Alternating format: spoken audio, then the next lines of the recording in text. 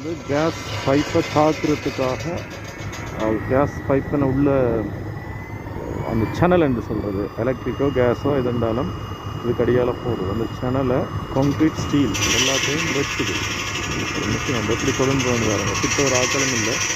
இங்கே நிற்கிறவன் அதை வந்து பட்டன் மூலம் இயக்குறான், அது வெட்டுது.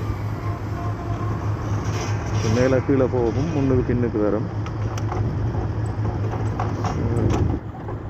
இது டெக்னாலஜி போகுது